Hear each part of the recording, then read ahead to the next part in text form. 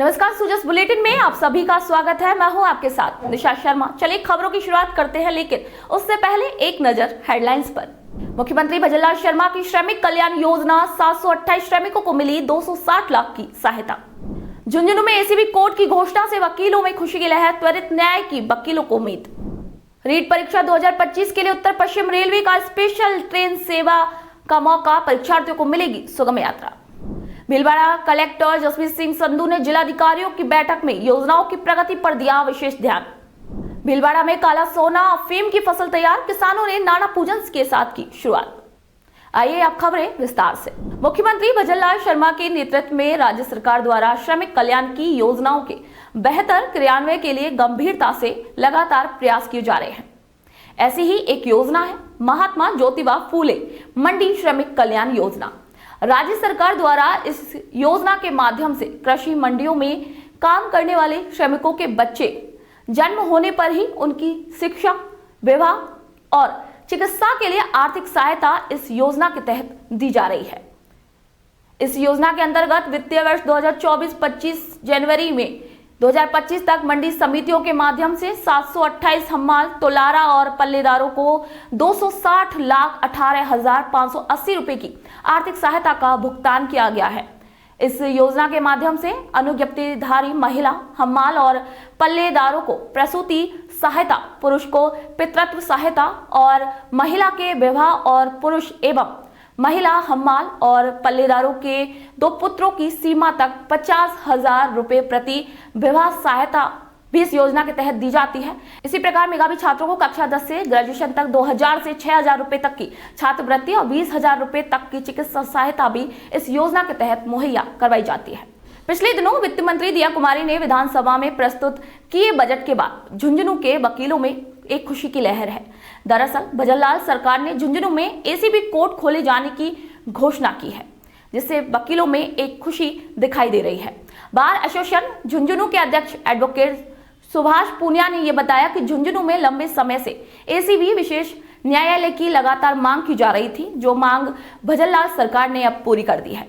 उन्होंने बताया कि इससे न केवल परिवारवादियों, आरोपियों, वकीलों और एसीबी अधिकारियों को तारीखों पर जयपुर आने जाने की परेशानियों से निजात मिलेगी, बल्कि त्वरित न्याय भी उन्हें मिल सकेगा। उन्होंने आगे बताया कि सरकार जीरो टॉलरेंस की नीति पर भी लगातार काम कर रही है। जयपुर में एसीबी कोर्ट होने से सिर्फ ट्रैप के मामले ही कोर्ट तक लगातार पहुंच रहे थे, लेकिन अब झुंझुनू में कोर्ट खुलने के बाद भ्रष्टाचार से जुड़े परिवाद भी दर्ज हो सकेंगे और इससे भ्रष्टाचारियों पर भी काफी अंकुश लगेगा। देखो, एसीबी कोर्ट जो खोला है ना सरकार ने, उसके लिए मुख्यमंत्री साहब को बहुत बहुत धन्यवाद ज्ञापित करते हैं। हमारी बहुत वर्षों से मांग थी कि झुंझुनू जिले में बहुत अच्छे वकील हैं हेडक्वार्टर पर, और यहाँ के इतने मुकदमे हैं उनकी। झुंझुनू के जो केस थे, झुंझुनू के केसों का एक अलग से जयपुर में कोर्ट चलता था। हमने हमारे इंस्पेक्टर जज हैं उपमन जी, अनिल उपमन जी, उनसे भी उन्हें बार बार उनको ज्ञापन दिया, और उन्होंने भी यहाँ के जो एसीबी का कोर्ट खुला उसमें हमारे बहुत स्वागत किया। उनको भी बहुत बहुत धन्यवाद ज्ञापित करते हैं। एसीबी का कोर्ट खुलने के बाद में वकील अच्छे वकील हैं, अच्छे वकील मिलेंगे जिनके खिलाफ मुकदमे हैं, दोनों तरफ से पैरवी करने के लिए, और जनता है उनको सुलभ न्याय प्राप्त हो सकेगी। और एसीबी का कोर्ट खुल जाएगा तो भ्रष्टाचार में भी कमी आएगी। इसका कारण है क्योंकि छोटे मोटे जो भी भ्रष्टाचार होते हैं, इसके लिए कोई भी जनता का आदमी वहाँ जयपुर जाके परिवाद नहीं कर सकता, और यहाँ क्या है कि वकील मिल जाएंगे और किसी भी भ्रष्टाचार की शिकायत होगी तुरंत परिवाद हो जाएगा। और क्या कि भ्रष्टाचार पर मैं ये मानता हूँ कि निश्चित रूप से अंकुश लगेगा, ठीक है, और त्वरित न्याय मिलेगा। इससे जनता में अच्छा मैसेज जाएगा कि भ्रष्टाचारियों के खिलाफ में त्वरित फैसले आ रहे हैं। इसलिए दोबारा बार बार इस राजस्थान सरकार को और माननीय मुख्यमंत्री जी को हमारे एसीबी कोर्ट जो खोला है उसके लिए दोबारा धन्यवाद ज्ञापित करता हूँ। और एसीबी कोर्ट खोल दिया, इसके लिए हम बहुत ही आभारी हैं, बड़े खुश हैं और बहुत उत्साहित हैं। इसलिए जल्दी से जल्दी यहाँ एसीबी कोर्ट शुरू हो जाए। वैकल्पिक रूप से हम कलेक्टर साहब से मिलेंगे कि हमें कोई ऐसा भवन उपलब्ध करा दे जिससे हमारा यहाँ आराम से कोर्ट चले। इधर वरिष्ठ अधिवक्ता एडवोकेट अशोक शर्मा ने भी इस पहल की प्रशंसा करते हुए सरकार से मांग की है कि वे इस घोषणा को जल्द से जल्द धरातल पर उतारें, जिससे एसीबी से जुड़े मामलों में त्वरित न्याय की उम्मीद भी जग सके। प्रदेश की राजस्थान सरकार ने माननीय मुख्यमंत्री महोदय भजनलाल जी शर्मा ने इस बार के बजट घोषणा में झुंझुनू के लिए विशेष न्यायालय एसीबी कोर्ट खोलने की घोषणा की है। यह घोषणा अत्यंत ही झुंझुनू के अधिवक्ताओं के लिए और झुंझुनू की जनता के लिए बहुत ही अच्छी घोषणा है। मैं राजस्थान सरकार के इस कदम की सराहना करता हूं और स्वागत योग्य कदम इसे मैं मानता हूं। एसीबी कोर्ट के विशेष प्रकरण के एसीबी कोर्ट खुलने से यहाँ क्लाइंट्स को, पुलिस को, परिवादियों को, अभियुक्तों को, सबको जयपुर आने जाने में परेशानी से जो होती थी उसका सामना नहीं करना पड़ेगा। और विशेष बात यह भी है कि जयपुर में पूरे प्रदेश स्तर के मामले आते थे और अत्यधिक भार का सामना वहाँ के विशेष न्यायालय को करना पड़ता था। उससे निजात दिलाते हुए राजस्थान सरकार ने बजट में झुंझुनू में विशेष न्यायालय खोलने की घोषणा की है, जिससे त्वरित गति से परिवादियों को और अभियुक्तगण को न्याय मिलने में आसानी होगी और प्रकरणों का जल्दी निपटारा होगा। जो विशेष तथ्य यह भी है इसमें कि पुलिस किसी भी प्रकरण में कोई झुंझुनू से कार्रवाई करती थी तो वो छोटी छोटी परमिशन लेने के लिए जयपुर जाती थी या जयपुर के विशेष न्यायालय से परमिशन लेती थी। अब सभी प्रकार के प्रकरणों में परमिशन लेने अथवा चालान पेश करने के सारे प्रकरण जो है वो यहीं दर्ज करवाए जा सकेंगे। ये निश्चित रूप से भजनलाल सरकार का बहुत ही सराहनीय कदम है और झुंझुनू के अधिवक्ताओं के लिए और झुंझुनू के आम जनता के लिए ये स्वागत योग्य कदम है। मैं भजनलाल शर्मा सरकार का इस बजट में झुंझुनू में एसीबी कोर्ट खोलने के लिए धन्यवाद ज्ञापित करता हूं और निवेदन करता हूं साथ में कि जल्दी से जल्दी उस एसीबी कोर्ट को झुंझुनू में खोलने पर, धरातल पर लाने के प्रयास शीघ्रातिशीघ्र किए जाए ताकि आम जनता को राहत मिल सके। आपको बता दें कि एक आकलन के मुताबिक जयपुर में एसीबी के अलग अलग कोर्ट हैं। इनमें से एक कोर्ट में तो झुंझुनू और सीकर जिले के ही 500 से 600 मामले विचाराधीन हैं। कोर्ट में कोई रिपोर्ट देनी हो या फिर किसी भी प्रकरण में किसी भी तरह की परमिशन लेनी हो तो एसीबी के अधिकारियों को जयपुर जाना पड़ता है। वही जयपुर की कोर्ट पर केसों का भी लगातार भार भी था। अब नई कोर्ट की घोषणा के बाद न केवल जयपुर की कोर्ट का भार कम होगा बल्कि एसीबी के प्रकरणों से जुड़े अधिकारियों, वकीलों और पक्षकारों को भी काफी राहत मिलेगी। प्रदेश में राजस्थान अध्यापक पात्रता परीक्षा यानी कि रीट का आयोजन 27 और 28 फरवरी को किया जाना है। रीट परीक्षा 2025 में भाग लेने वाले परीक्षार्थियों की सुगम और सुरक्षित यात्रा के लिए उत्तर पश्चिमी रेलवे की ओर से रीट परीक्षा स्पेशल ट्रेन का संचालन किया जा रहा है।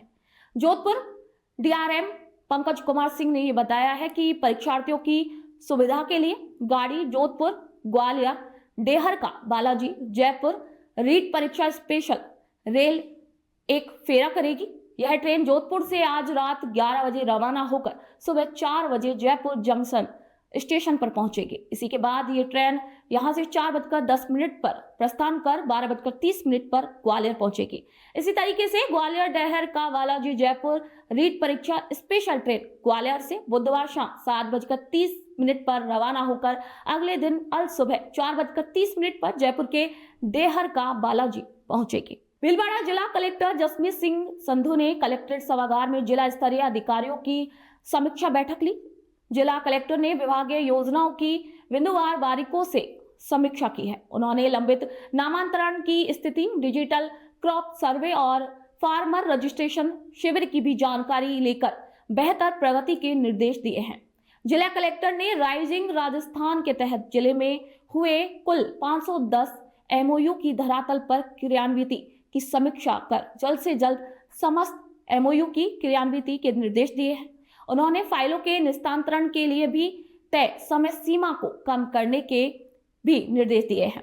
इसी के साथ ही पीएम सूर्यघर मुफ्त बिजली योजना, अवैध खनन के खिलाफ कार्रवाई, जल जीवन मिशन सहित चिकित्सा, शिक्षा और अन्य प्रमुख विभागों की योजनाओं की बिंदुवार समीक्षा कर बेहतर से बेहतर प्रगति के भी निर्देश दिए हैं। प्रदेश में काला सोना के नाम से प्रसिद्ध अफीम की फसल पककर तैयार हो गई है। खेतों में चारों ओर अफीम डोडे दिखाई देने लगे हैं और किसान दिन रात रखवाली करने में जुटे हुए हैं। भीलवाड़ा जिले के अफीम कास्ट क्षेत्र सवाईपुर कस्बे सहित सोपुरा, सालरिया, दसानिया का खेड़ा, बडला, बनका खेड़ा, खजीना, होलीरड़ा सहित कई गांवों में इन दिनों खेतों में अफीम के पौधे पर डोडे बनने की प्रक्रिया लगातार चल रही है। अफीम की पौधों में चीरा लगाने से पहले किसान खेत की मेड़ पर माता जी की प्रतिमा स्थापना करते हैं, जिसे स्थानीय भाषा में नाना पूजन कहा जाता है। अफीम काश्तकार बद्रीलाल ने बताया है कि खेतों में अफीम के पौधे पर डोडे पकने की प्रक्रिया चल रही है और इसके लिए खेतों में नाना माता जी की पूजा अर्चना की जा रही है और इस फसल को करने वाले किसान रविवार और मंगलवार का दिन अपने लिए शुभ मानते हुए अफीम के खेतों में माता जी की स्थापना करते हैं। इसी के बाद अफीम के डोडों में चीरा लगाते हैं और चीरे के बाद इसका दूध इकट्ठा करते हैं।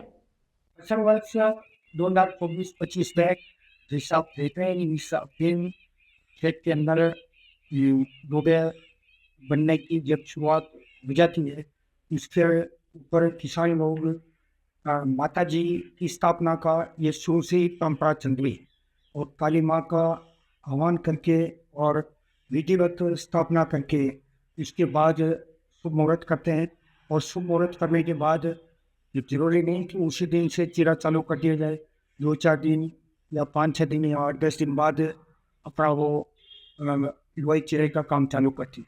अमूमन देखा गया है कि लोई चीरे का जो मुहूर्त करते हैं वो रविवार को ही किया जाता है क्योंकि वो माता जी का वार होता है और ये परंपरा वर्षों से चल रही है।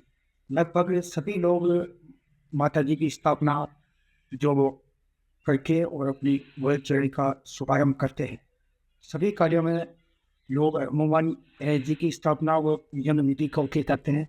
25% के अंदर माता जी की स्थापना करके ही ये चेहरे का कार्य प्रारंभ किया जाता है और किसान उम्मीद रखता है कि माता जी रोग दो की रखवाली रोग दो नहीं आने देगी। वह हमारा जो सरकार का औसत टारगेट है वो पूरा होगा, इसी उम्मीद के साथ ये करते हैं। बद्रीलाल परी, प्रांत अध्यक्ष अफीम किसान संघर्ष समिति, राजस्थान प्रदेश।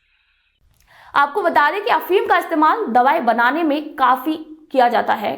किसान लाइसेंस लेकर इस फसल की खेती को करते हैं और RNDPS अधिनियम 1985 की धारा 8 के तहत केंद्रीय नारकोटिक्स ब्यूरो से लाइसेंस लेकर किसान अफीम की खेती भी कर सकते हैं। सो इस बुलेटिन में फिलहाल के लिए इतना ही, फिर आपसे मुलाकात होगी, तब तक के लिए नमस्कार।